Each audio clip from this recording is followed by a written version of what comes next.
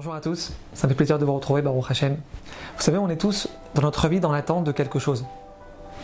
Un peu plus d'argent, un mari un peu plus souriant, une femme moins stressée, une grossesse, une maison à Eilat. On attend tous quelque chose. Et parfois le problème c'est qu'on a l'impression que ces choses-là qu'on attend, elles sont inaccessibles. On ne pourra jamais les atteindre. Alors est-ce qu'on a le droit de penser comme ça, mes amis? Est-ce qu'on a le droit de se dire « ça je pourrai jamais l'avoir » ? Alors pour répondre à cette question, on doit faire un petit voyage 3000 ans en arrière. Avraham Avinu, Avraham notre ancêtre. Il rêve d'avoir un enfant, mais il y a deux problèmes. Le premier, de taille, c'est qu'il voit dans les astres, il voit dans son mazal qu'il n'aura pas d'enfant. Dans son mazal, il n'y a pas d'enfant. Deuxième problème, Sarah, sa femme, elle n'a pas de matrice.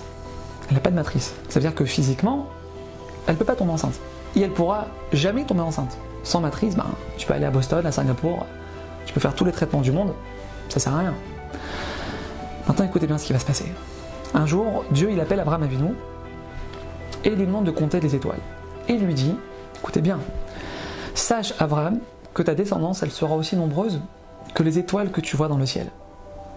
Maintenant, comment il aurait dû réagir Abraham Avinu? Comment il aurait dû réagir? J'ai 80 ans. Ma femme, elle n'a pas de matrice. Tu veux qu'on ait comment des enfants à Hachem en fait? Avraham Avinu, il aurait pu dire ça à Hachem. Avraham Avinu, il aurait pu se poser des questions. Comment c'est possible? Comment on va faire? Comment on va s'en sortir?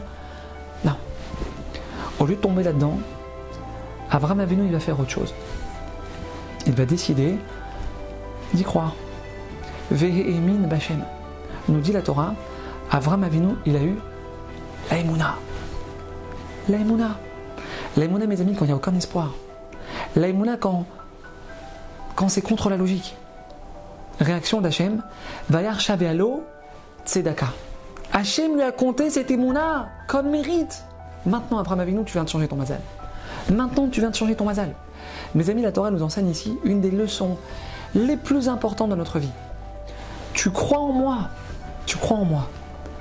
Quand tu n'as aucune raison d'y croire, eh bien sache que là, tu peux changer ton destin. Mes amis, je ne sais pas si on se rend compte, mais l'humanité entière, près de 8 milliards d'êtres humains, l'humanité entière, elle descend d'un homme qui était condamné à ne pas avoir d'enfant. Je ne sais pas si on se rend compte. Tu crois en moi? Tu es convaincu que je peux tout faire pour toi? Tu es convaincu qu'il n'y a rien de figé dans ta vie? Alors là, le miracle est possible. Alors là, on donne une place au miracle. Ton fils de 16 ans, il est sur Instagram toute la journée. Il ne veut plus rien faire. Plus d'école, plus rien, il ne sort plus de sa chambre. Les résultats médicaux, Dieu préserve, ils ne sont pas bons.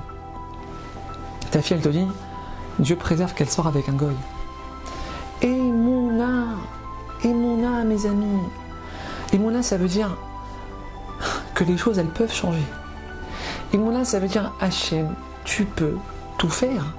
Hachem, t'es au-dessus des médecins. T'es au-dessus du corona, t'es au-dessus du juge qui est devant moi, t'es au-dessus de tout, Hachem. Alors oui, on doit agir de notre côté, c'est sûr. Mais on doit surtout montrer à Hachem que dans notre cœur, on y croit. À bientôt.